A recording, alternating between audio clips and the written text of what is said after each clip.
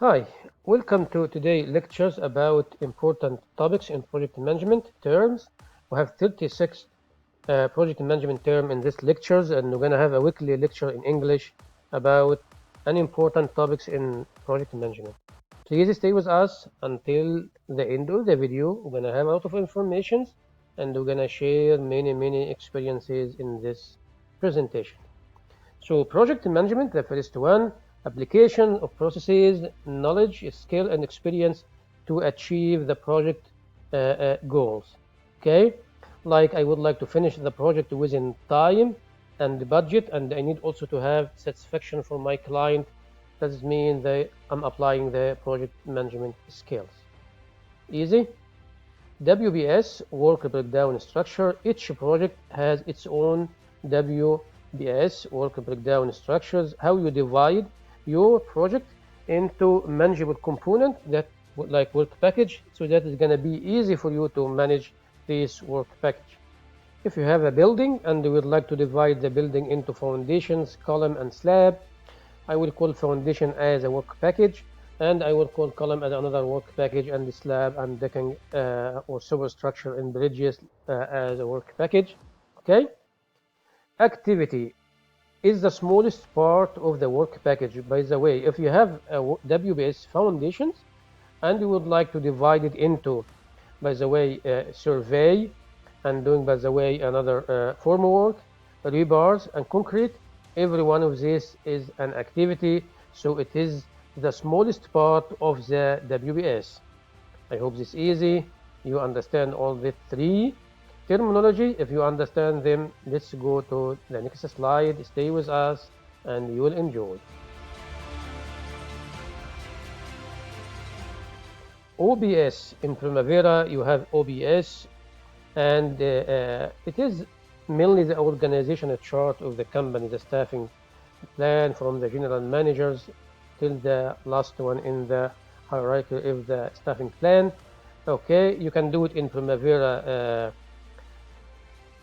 as organizational chart, and also you can find in any company that you have this hung on the wall for all the staffing inside the company.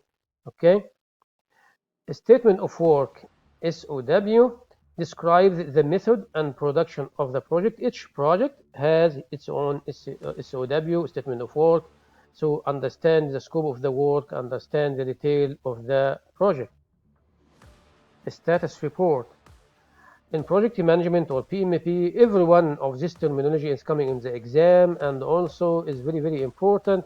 So we are using the status report as a communication tools. If you would like to communicate with project manager and the client, I'm gonna send the status report to them, and they can understand where we are in the project in many areas like progress and others. So the status report, one of the important report in the project. Good, understand it, easy, enjoyed with us. Stay for the next slide.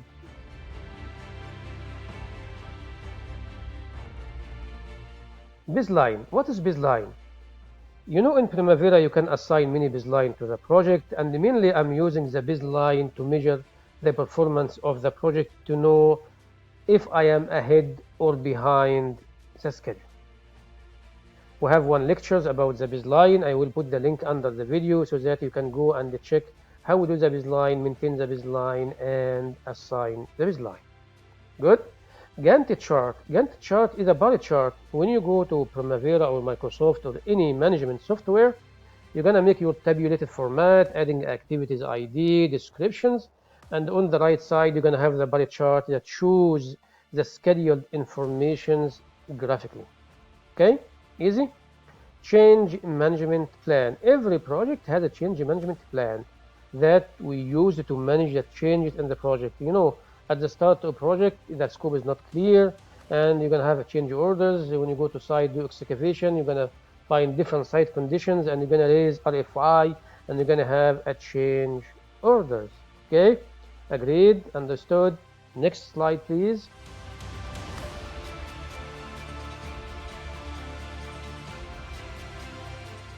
Stakeholders. Stakeholders are the people engaged in the project. Anyone who influenced by the project or has any relation to the project is called the stakeholder, and in the PMBOK you will find a chapter for stakeholders, understanding them, how you will manage them. Okay. Assumptions, one of the important part in scheduling when you have unforeseen event or you have many information that are not clear at the start of the project. We are using assumption. By the way, if I would like to do a procurement task and I don't know the durations, I don't know this vendor, how long it will take him to give me this product, so I can add some assumption to the schedules. Getting the land from the client and you don't know when they're gonna go and buy the land for you, so you can add some assumptions. Okay. Brainstorming. Okay, brainstorming is technique used to calculate solution and risk. If you have small groups and these groups are sitting together and they are managing the risk or doing any kind of analysis, they are called brainstorming. So everything is easy with us here in project management channel. Stay with us, you're gonna be enjoy it. Okay, next slide. Business plan.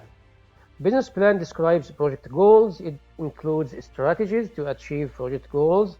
Every project has its own business plan. Even if you are doing your own project in a shop, a supermarket, you're going to have your own business plan with the goals that you would like to achieve. Contingency plan provides solution to exceptional risk. Every project has a risk, okay? And how to manage that risk and how you add some contingency to your plan.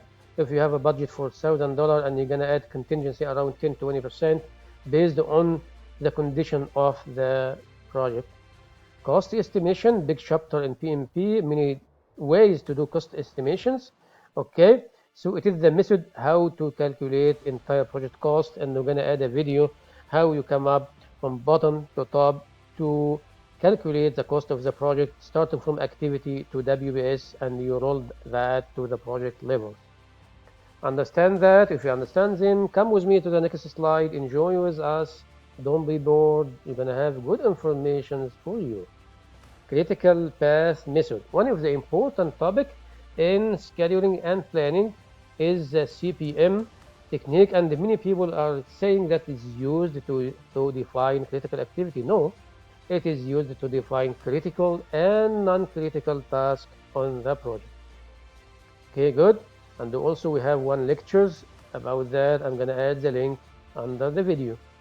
Dummy activity. Sometimes we need to add some dummy activity to the schedule to measure some durations.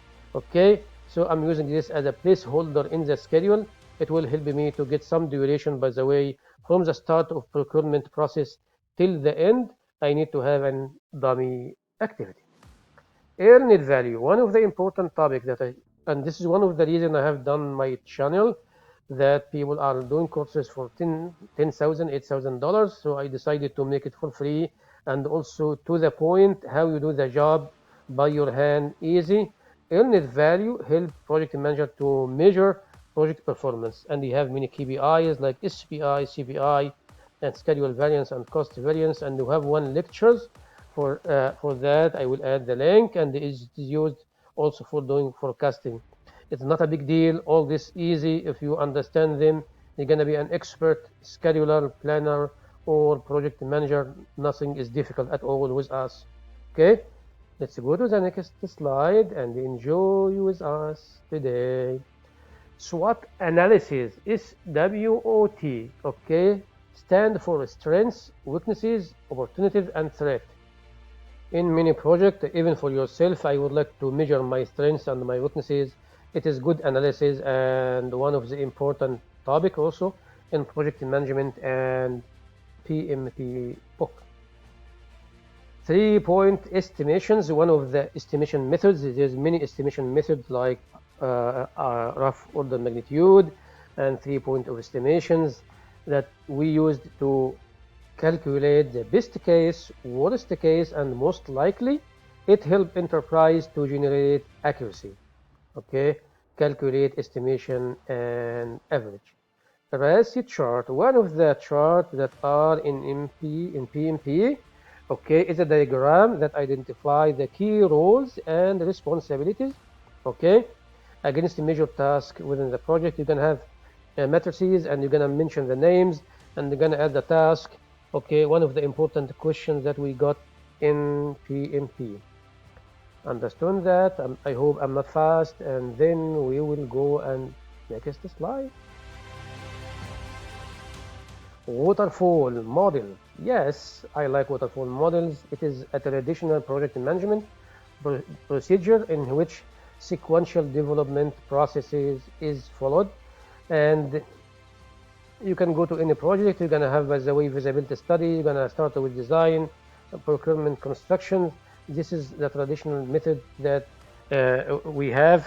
Okay, Scrum, an important approach in Agile, and it is used for delivering software product with iterative incremental process. When you divide your processes into incrementals and then you have iteration for that, this is part of Agile.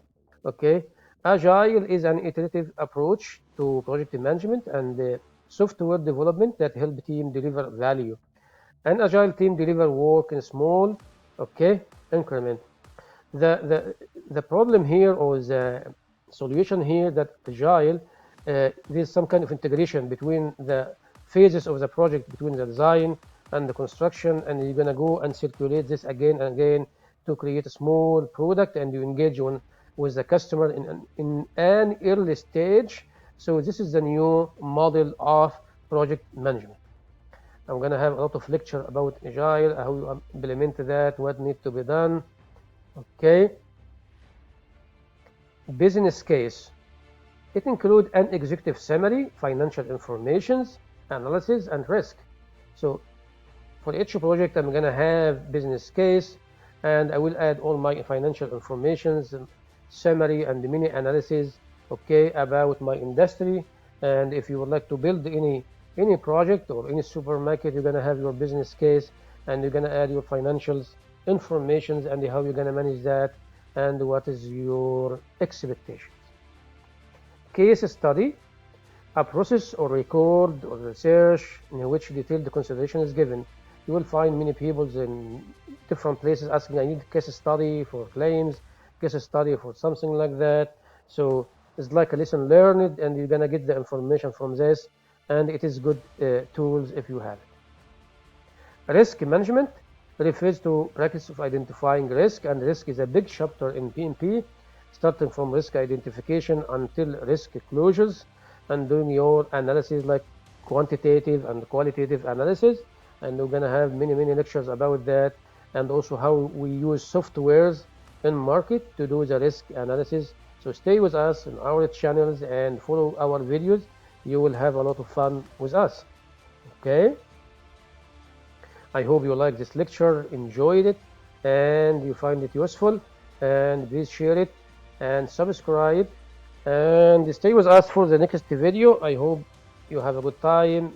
See you guys, enjoy, and bye bye.